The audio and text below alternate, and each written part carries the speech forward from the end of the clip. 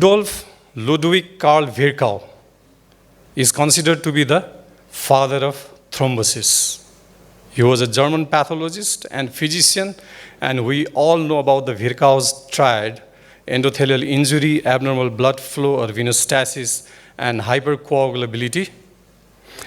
But ironically, in 1902, he fell down from the streetcar and fractured his femur. After that, he was largely bedridden, and it is speculated that he died of pulmonary thromboembolism. It is the third leading cause of cardiovascular death after heart attack and stroke. And it is one of the leading causes of maternal death in Western countries. And as you can see in this graph, the incidence of pulmonary embolism rises steeply after the age of 70. There's a need to identify pulmonary embolism patients that may progress from intermediate risk to high risk before it is too late.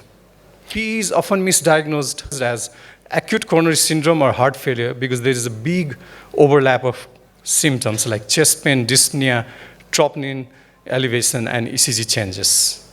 And some studies have even said that almost 25 to 40% of confirmed PE patients were initially treated as either acute coronary syndrome or heart failure. There are already well-established clinical criteria like Wells and Perk criteria. However, high index of suspicion is essential in the background of risk factors suggested by Virchow's triad, which are so much relevant even after 100 years of his study. So 2019 ESC guidelines, this is the latest guidelines, recommend risk stratification on the basis of right ventricular dysfunction and hemodynamic status. So right ventricular dysfunction is extremely important to understand because it indicates severity, stratifies risk categories, has prognostic value associated with increased short-term mortality, helps in treatment decision. So embolization leads to pulmonary artery obstruction, and that leads to increased RV overload, ultimately leading to shock and death. So there are already established markers of RV dysfunctions, like cardiac troponin and brain BNP, brain natriuretic peptide. They have shown increased short-term mortality in the subgroups of normotensive patient. And there are also already well-established imaging techniques like CTPA and echocardiography. The guideline recommends risk stratification for the management. Risk stratified under 3 categories: low risk, that is very easy to diagnose, that is, hemodynamically stable, and there is no signs of RV dysfunction either in the biomarkers or in imaging techniques. And the 30-day mortality is very low, less than 1%. And the high risk is, again, not difficult to diagnose. It's hemodynamically unstable. The systolic blood pressure is less than 90 for more than 15 minutes. And the mortality is very high, 30 to 40%. And the intermediate risk is the largest group that consists of 50 to 60% of pulmonary embolism, and the mortality ranges from 5 to 15%. And it is further divided into intermediate low risk, which is categorized by either RV dysfunction in imaging techniques or raised biomarkers like BNP and troponins. And then there is intermediate high risk, which has both RV dysfunction and raised biomarkers. So this is how it is stratified. So intermediate risk P, also known as submassive P, is the largest group. Initially, they are treated as with anticoagulation, but some deteriorate suddenly and may need escalation of treatment like thrombolysis or catheter-directed treatments.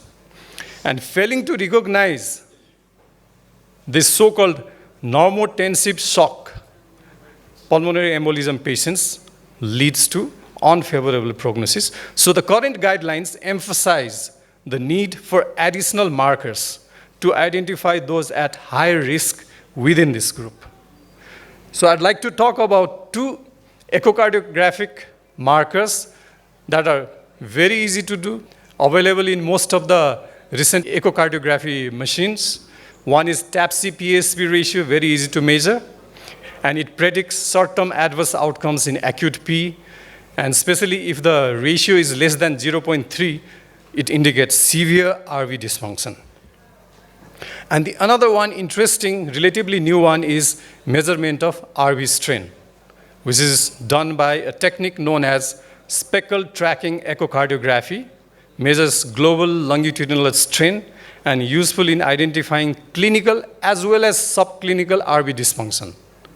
So if we use this technique, maybe many patients who are categorized as low risk may come up as intermediate risk. One interesting study I found on RBGLS predicting 30-day mortality. RBGLS was significantly low in non-survivors, 15, only 15 compared to survivors, which was 19.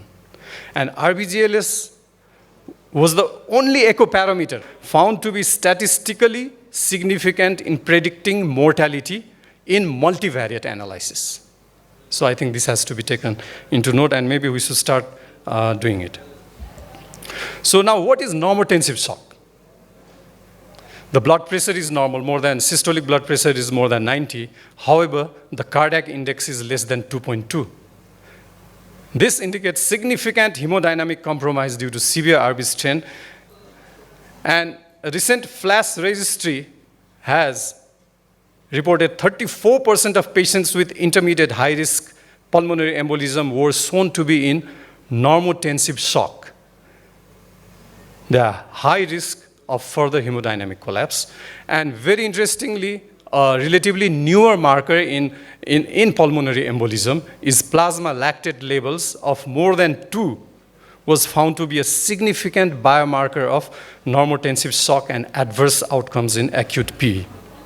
So the current guidelines, 2019 as well as updated 2025, recommend strongly systemic thrombolysis of high-risk patients. However, interestingly, you can see there are no large definitive randomized control trial. There's only one trial known as landmark trial by Gerges and Sanchez, and they had only 8 patients in the trial with high-risk PE. And 4 patients were randomized with anticoagulation, all died. And 4 patients randomized with systemic thrombolysis, all survived. So, however, studies shows high rates of intracranial hemorrhage and other major bleedings.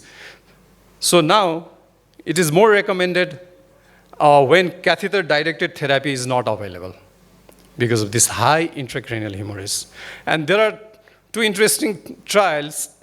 One is PITO trial that uses the full dose, and the other is MOPED trial that uses 50 milligram in intermediate high risk, not in high risk, intermediate high risk pulmonary embolism. And they found that the PITO trial using 100 milligram over 2 hours gave a result of death and hemodynamic collapse 2.6% versus 5.6% that was treated by heparin.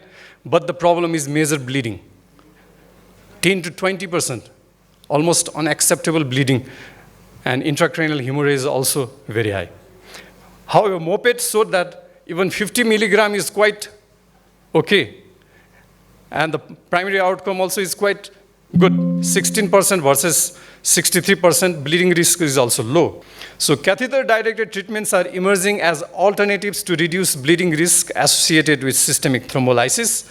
And the interventional treatment now has been recommended, like catheter-directed thrombolysis, thrombectomy, and surgical embolectomy are recommended as bailout options for intermediate risk patients experiencing clinical deterioration, or for selected high-risk cases where systemic thrombolysis has either failed or is contraindicated.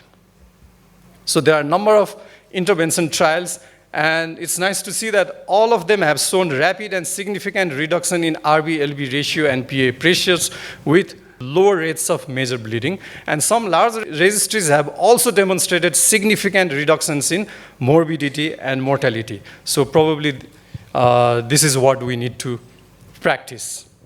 Now finally, PE remains a major clinical challenge with unacceptably high mortality, especially in intermediate high-risk patients. Risk stratification based on RB dysfunction and identifying stable patients at risk of decompensation remains challenging. So maybe we need to use global longitudinal strain as well as lactate and lactate estimation.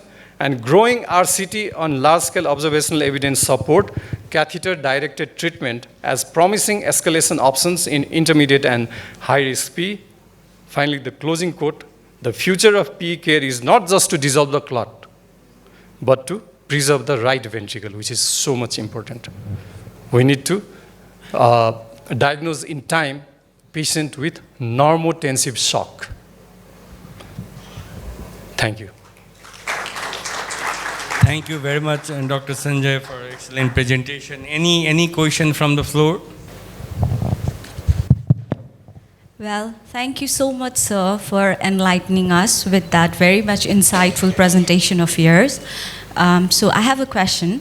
For an intermediate to high-risk pulmonary embolism patient, what is the single most critical factor that leads you to choose a catheter-directed therapy approach over half-dose systematic thrombolysis? Nice question. When the patient has already been categorized as intermediate high-risk patient by some parameters of RV dysfunction on CTPA or echo, plus raised biomarkers like troponin and BNP. So these are the patients that we need to carefully watch. They are the ones that go into normotensive shock, which you never realize, because the blood pressure is normal. Normotensive shock, you don't realize. So if you want to find out particularly this thing, then I think the new marker that has come up is the lactate. Lactate estimation. If the lactate rises, then we should be very careful, and maybe rather than just watching the patient, I think we should go for catheter-directed thrombolysis or thrombectomy if possible. If not possible, maybe half-dose thrombolysis.